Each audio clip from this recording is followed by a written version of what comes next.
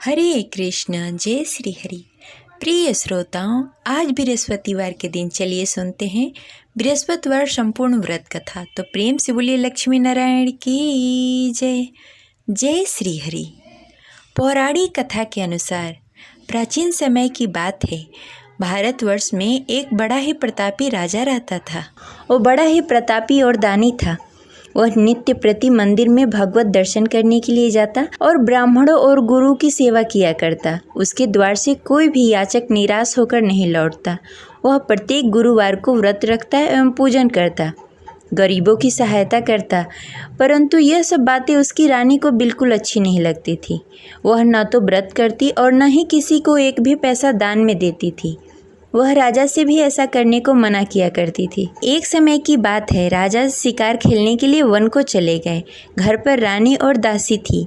उस समय गुरु बृहस्पति साधु का रूप धारण करके राजा के दरवाजे पर भिक्षा मांगने के लिए आए। साधु ने रानी से भिक्षा मांगी तो वह कहने लगी, हे साधु महाराज, मैं इस दान पुण्य से तंग आ गई हूँ।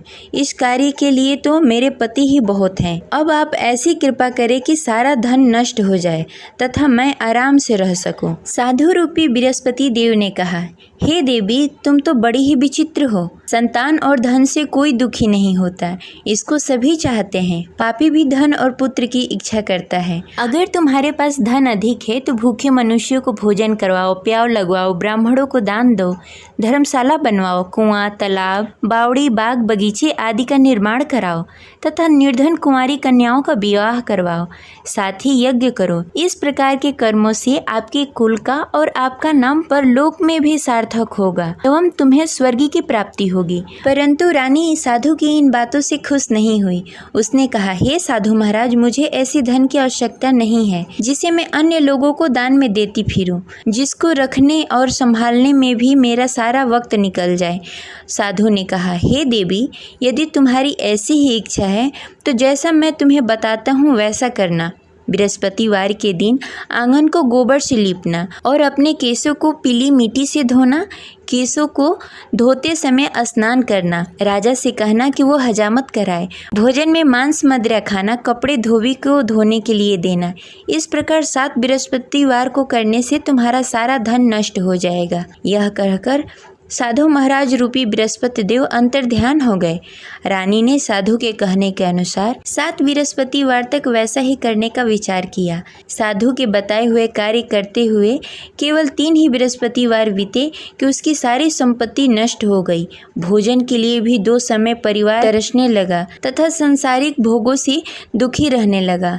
तब राजा रानी से कहने लगा कि हे रानी, तुम यहाँ पर रहो, मैं दूसरे देश जा रहा हूँ। क्योंकि यहाँ पर मुझे सभी मनुष्य जानते हैं, इसलिए मैं यहाँ कोई कार्य नहीं कर सकता। मैं अब परदेश जा रहा हूँ, वहाँ कोई काम धंधा करूँगा, शायद हमारे भाग्य बदल जाए। ऐसा कहकर राजा परदेश को चला गया। वो वहाँ जंगल से लकड़ियाँ काट कर लाता और शहर में बेचता। इस तरह जीवन व्यतीत करने लगा। इधर राजा के बिना रानी और दासी दुखी रहने लगी। किसी दिन भोजन मिलता और किसी दिन जल पीकर ही रहना पड़ता। एक दिन रानी और दासी को भोजन किए बिना 7 दिन व्यतीत हो गए। तो रानी ने अपनी दासी से कहा, हे दासी, यहाँ पास के नगर में मेरी बहन रहती है। वह बड़ी ही धनवान है। तुम उसके पास जाओ और वहाँ से 5 सेर बेझल मांग के लाओ, जिससे कुछ समय के लिए गुजारा हो जाएगा। दासी रानी की बहन के पास गई। रानी की बहन उस समय पूजा कर रही थी। बृहस्पतिवार का दिन था। दासी ने रानी की बहन से कहा, हे रानी, मुझे आपकी बहन ने भेजा है, मुझे 5 सेर बेझल दे दो।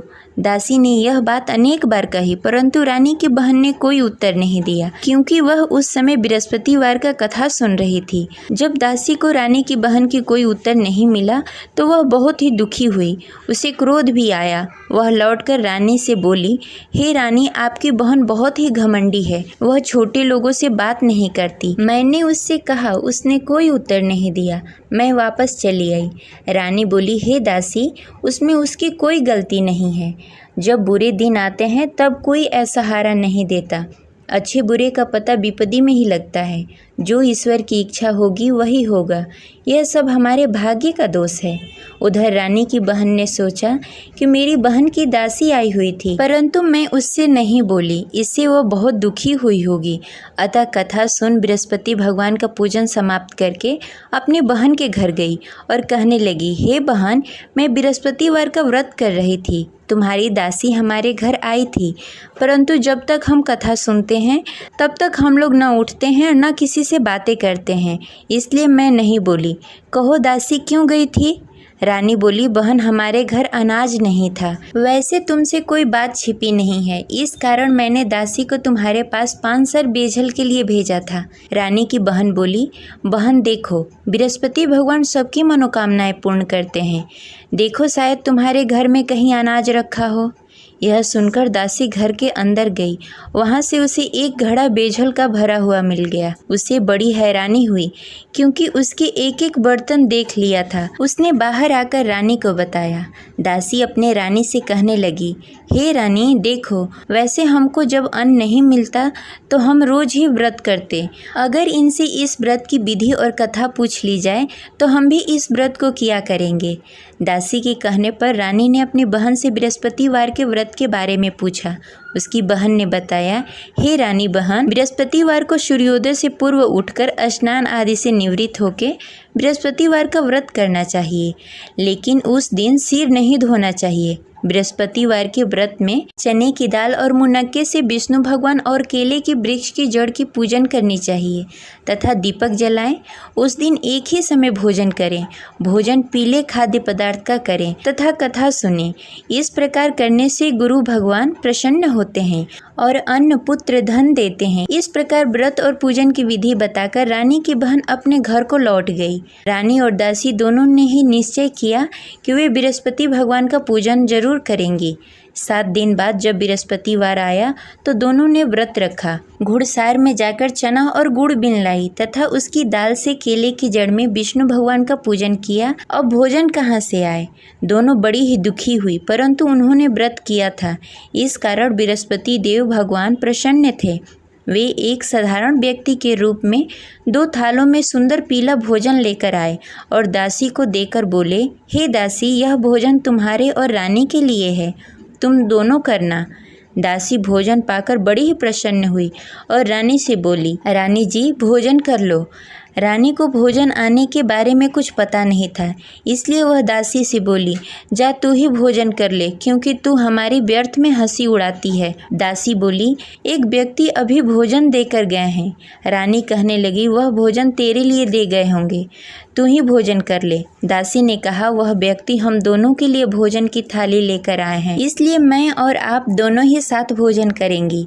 फिर दोनों ने गुरु भगवान का नमस्कार किया और भोजन प्रारंभ किया। उसके बाद से वे प्रत्येक बृहस्पतिवार को गुरु भगवान का व्रत और पूजन करने लगी। बृहस्पति भगवान की कृपा से उसके पास धन हो गया, परंतु रानी फिर पहले की तरह आलस्य करने लगी। तब दासी बोली, देखो रानी, तुम पहले भी इस प्रकार का आलस करती थी। तुम्हें धन को रखने में कष्ट होता था, इस कारण सभी धन नष्ट हो गए। अब गुरु भगवान की कृपा से धन मिला है तो फिर तुम्हें आलस्य होता है। बड़ी मुसीबतों के बाद हमने यह धन पाया है, इसलिए हमें दान पुण्य करना चाहिए। तुम भूखे मनुष्यों को भोजन कराओ, प्याव लगवाओ, ब्राह्मणों को दान दो, कुआं, तालाब, बावड़ी आदि का निर्माण कराओ, मंदिर पाठशाला बनवाओ, दान दो, कुंवारी कन्याओं का विवाह करवाओ। धन को शुभ कार्यों में खर्च करो, जिससे तुम्हारे कुल और यश बढ़े तथा स्वर्ग की प्राप्ति हो और पितृ प्रसन्न हो। दासी की इन बातों को मानकर रानी ने इसी प्रकार का कार्य करना प्रारंभ कर दिया, जिससे उसका काफ़ी यश फैलने लगा। एक दिन रानी और दासी आपस में विचार करने लगी, न जाने राजा किस दशा में होंगे, उनकी कोई खोज खबर नहीं है। गुरु भगवान से उन्होंने प्रार्थना की और भगवान ने रात्रि में राजा को स्वप्न में कहा, हे राजा, उठ, तेरी रानी तुझे याद करती है, अब अपने देश को लौट जा। राजा प्रातःकाल उठकर जंगल से लकड़ियाँ काटकर लाने के लिए जंगल की ओर चल पड़ा। जंगल में गुजरते हुए वह सोचने लगा, रानी की गलती से कितने दुख भोगने पड़े। राजपाट छोड़कर जंगल में आकर रहना पड़ा। जंगल में लकड़ियां काटकर उन्हें बेचकर गुजारा करना पड़ा। उसी समय उस जंगल में बृहस्पति देव साधु के रूप में प्रकट हुए और राजा से पूछने लगे, हे लकड़हारे, तू इस सुनसान जंगल में किस चिंता में बैठा है, मुझे बताओ। यह सुनकर राजा के नेत्रों में जल भर आया और साधु की वंदना कर बोला, हे प्रभु, आप सब कुछ जानते हैं। इतना कहकर राजा ने साधु को अपनी संपूर्ण कहानी सुनाई। महात्मा तो स्वभाव से ही दयालु होते हैं। वे राजा से बोले, हे राजा, तुम्हारी रानी ने बृहस्पति देव के प्रति अपराध किया था, जिसके कारण तुम्हारी यह दशा हुई। अब तुम किसी प्रकार की चिंता मत करो, भगवान तुम्हें पहले से भी अधिक धन देंगे। देखो, तुम्हारी पत्नी ने बृहस्पतिवार का व्रत करना प्रारंभ कर दिया है। अब तुम भी बृहस्पतिवार के दिन व्रत रखो। चने की दाल और गुड़ जल के लोटे में डालकर केले के पत्ते में विष्णु भगवान का पूजन करो। फिर कथा कहो या सुनो, भगवान तुम्हारी सब मनोकामनाएं पूर्ण करेंगे। साधु को प्रसन्न देखकर राजा बोला, हे प्रभु, मुझे लकड़ी बेचकर इतना पैसा भी नहीं बचता जिससे भोजन करने के उपरांत कुछ बचा सकूं। मैंने रात्रि में अपनी रानी को व्याकुल देखा। मेरे पास कोई साधन नहीं जिससे समाचार जान सकूं। फिर मैं बृहस्पतिवार की कौन सी कहानी कहूं या सुनूं? मुझको तो कुछ भी मालूम नहीं है। साधु ने कहा, हे राजा, तुम किसी बात की चिंता मत करो। बृहस्पतिवार के दिन तुम रोजाना की तरह लकड़ियाँ लेकर शहर जाओ। तुम्हें रोज से दुगना धन प्राप्त होगा, जिससे तुम भली भांति भोजन कर लोगे तथा बृहस्पति देव की पूजा सामग्री भी लेकर आओगे। बृहस्पति देव की कथा इस प्रकार है। प्राचीन काल में एक बहुत ही निर्धन ब्राह्मण था। उसके घर में कोई संतान नहीं थी। वह नित्य प्रति पूजा पाठ करता, परंतु उसकी स्त्री बहुत ही मलिनता के साथ रहती। वह न स्नान करती, न ही किसी देवता का पूजन करती। प्रातःकाल उठते ही सर्वप्रथम भोजन करती, बाद में कोई अन्य कार्य करती। ब्राह्मण देवता बहुत ही दुखी रहते थे। पत्नी को बहुत समझाते, किंतु उसका कोई परिणाम नहीं निकलता। भगवान की अनुकंपा से एक समय ब्राह्मण की पत्नी गर्भवती हुई और 10वें महीने एक सुंदर कन्या को जन्म दिया। निर्धन ब्राह्मण कन्या के जन्म से बहुत दुखी हुआ। धीरे धीरे ब्राह्मण की कन्या बड़ी होने लगी। बचपन से ही उस कन्या की रुचि भगवान विष्णु की पूजा में थी।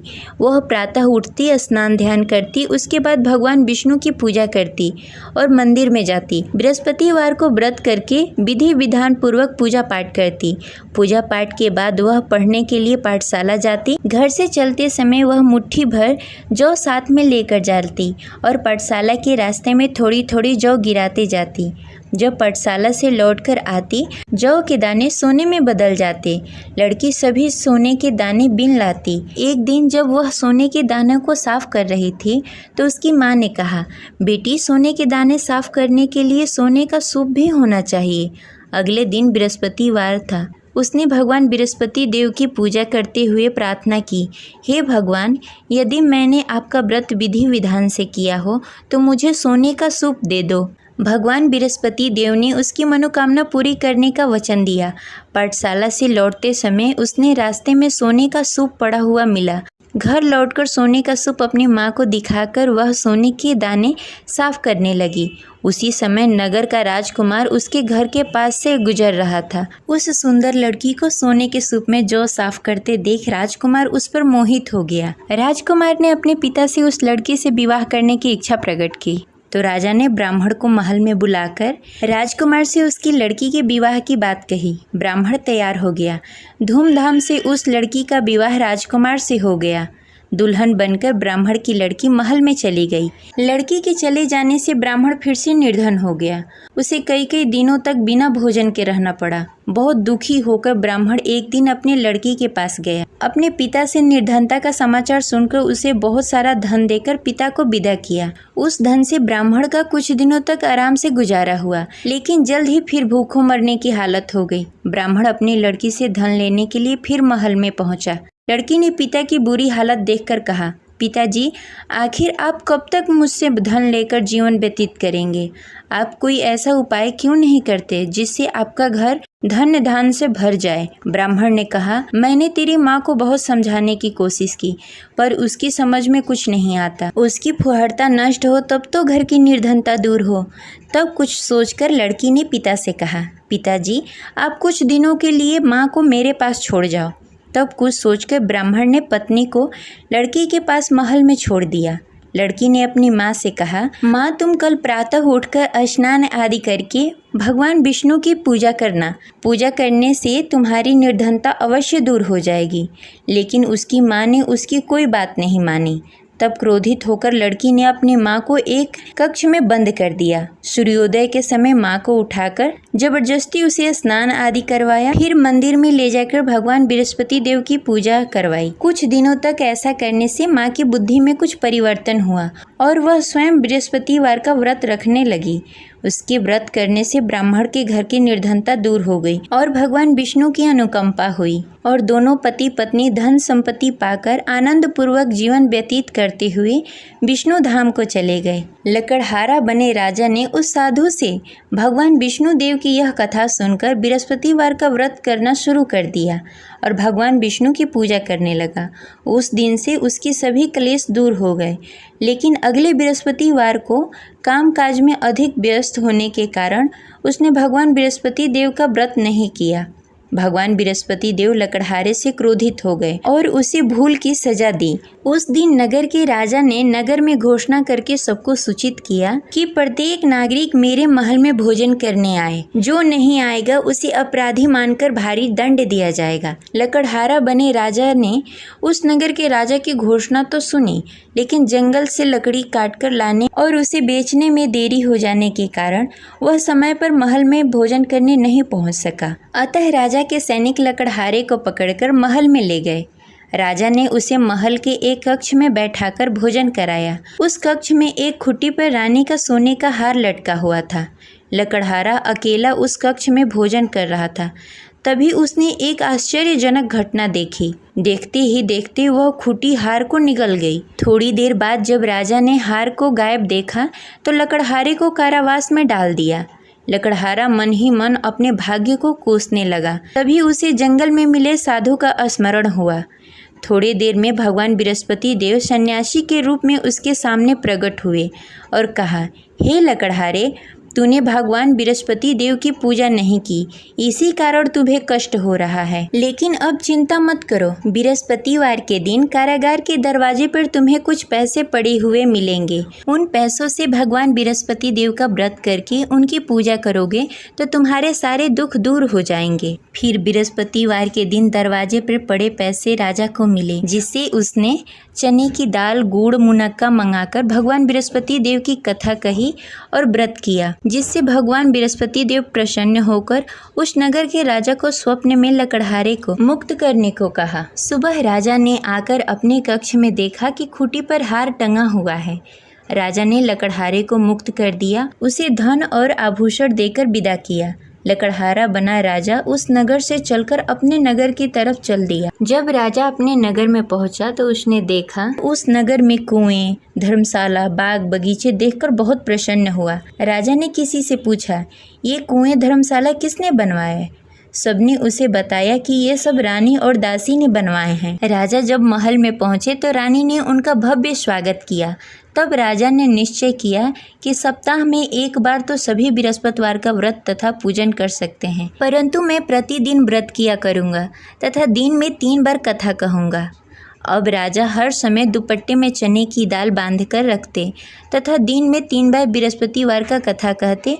कुछ दिनों के बाद राजा को अपनी बहन की याद आई। एक दिन घोड़े पर सवार होकर राजा अपनी बहन से मिलने के लिए चल दिया। अभी राजा नगर के बाहर ही पहुंचा था कि उसने देखा कि कुछ लोग एक 100 को ले जा रहे हैं। राजा को स्मरण हुआ कि आज उसने किसी को बृहस्पतिवार का व्रत कथा नहीं सुनाया। राजा ने उन लोगों से रोककर कहा, भाइयों, आप 100 ले जाने से पहले मुझसे बृहस्पतिवार का कथा सुन लो। लोगों ने राजा पर क्रोधित होते हुए कहा, तुम पागल तो नहीं हो? लेकिन कुछ बड़े बुजुर्ग लोगों ने कहा, अच्छा भाई, तुम साथ में चलते चलते अपनी कथा भी सुनाते रहो। राजा ने चलते चलते आधी ही कथा सुनाई थी कि 100 हिलने लगा। राजा की पूरी कथा समाप्त होते ही 100 उठकर बैठ गया। लोगों ने हैरानी से दांतों तले उंगली दबाई और अगले बृहस्पतिवार को भगवान बृहस्पति देव का व्रत करने व कथा सुनने का निश्चय कर लिया। अब घोड़े पर सवार होकर राजा चलते हुए एक किसान के पास पहुंचा। किसान अपने खेत में हल चला रहा था। राजा ने कहा, अरे भाई, मुझसे बृहस्पतिवार का कथा सुन लो। किसान झुंझलाकर बोला, अरे भाई, देख नहीं रहे, जितनी देर मैं तुम्हारी कथा सुनूंगा उतनी देर में तो पूरी खेत में हल चला लूंगा। राजा निराश होकर चला गया। तभी किसान का बैल लड़खड़ा के गिर गया और किसान के पेट में भी जोरों से दर्द होने लगा। जब उसकी पत्नी वहां आई तब उसने पूछा कि क्या हुआ। किसान ने घुड़सवार की पूरी कहानी सुनाई कि पत्नी दौड़ती हुई राजा के पास पहुंची और हाथ जोड़कर बोली, भैया मैं तुम्हारी कथा सुनने के लिए तैयार हूँ। राजा ने उसके साथ खेत पर पहुंचकर बृहस्पतिवार की कथा सुनाई। तभी बैल भी उठकर खड़ा हो गया और किसान के पेट का दर्द भी तुरंत ठीक हो गया। राजा वहां से अपने घोड़े पर सवार होकर अपने बहन के घर पहुंचा। तब राजा की वहां बहुत आव भगत हुई। अगले दिन सुबह उठकर राजा ने देखा घर के सभी लोग भोजन कर रहे हैं। किसी भूखे को बृहस्पतिवार का कथा सुनाए बिना राजा कभी भोजन नहीं करता था। उसने बहन से कहा, बहन क्या घर में कोई ऐसा व्यक्ति है जिसने भोजन नहीं किया हो? उसकी बहन ने बोला, भैया हमारे घर तो क्या, आपको पूरे नगर में कोई ऐसा व्यक्ति नहीं मिलेगा जिसने सुबह सुबह भोजन नहीं किया हो। तब राजा ने बहन के घर से निकलकर उस नगर में बिना भोजन किए हुए व्यक्ति की तलाश करनी शुरू की। एक गडेरिये के घर में उसका बेटा बीमार होने के कारण भूखा रह गया था। राजा ने उसको जाकर बृहस्पतिवार का कथा सुनाया। कथा सुनते सुनते गडेरिये की बेटे की बीमारी भी ठीक हो गई। सबने राजा की बहुत प्रशंसा की। एक दिन राजा ने अपनी बहन से कहा, बहन अब हम अपने घर जाना चाहते हैं, तुम भी हमारे साथ चलो, कुछ दिन वहाँ रहकर लौट कर आना। राजा की बहन ने अपनी सास से पूछा तो सास ने ताने देते हुए कहा, बहू मायके जाना हो तो अकेली जाना, मेरे पोतों को लेकर नहीं जाना। तुम्हारे भाई की कोई संतान नहीं है, कहीं तुम्हारी भाभी मेरे पोतों को भी जादू टोना न कर दे। दूसरे कक्ष में बहन की सास की बातें सुनकर राजा दुखी मन से अकेले ही अपने नगर को लौट गया। रानी ने राजा से कहा, आप तो अपनी बहन को साथ लाने गए थे, फिर बहन को साथ क्यों नहीं लेकर आए? तब राजा ने दुखी होते हुए कहा, रानी हम निसंतान हैं, इसलिए कोई हमारे घर आना पसंद नहीं करता। रानी ने राजा को समझाते हुए कहा, मैं बृहस्पति देव ने सब कुछ दिया है, अब भगवान बृहस्पति देव हमें संतान भी अवश्य देंगे। बृहस्पतिवार को विधि पूर्वक व्रत करते हुए राजा और रानी ने भगवान बृहस्पति देव से संतान के लिए प्रार्थना की। कुछ दिनों के बाद ही रानी गर्भवती हो गई। 10वें महीने रानी ने एक सुंदर बालक को जन्म दिया। राजा रानी जीवन प्रयत्न बृहस्पतिवार का व्रत करते रहे। उनके घर में धन धान्य की वर्षा होती रही। इस तरह अनंत पूरक जीवन यापन करते हुए राजा रानी भगवान बृहस्पति देव की अनुकंपा से मोक्ष को प्राप्त हो गए। बृहस्पतिवार को विधि पूर्वक व्रत करके जो स्त्री पुरुष भगवान विष्णु की पूजा करते हैं उनकी सभी मनोकामनाएं पूर्ण होती है। जय बृहस्पति देव।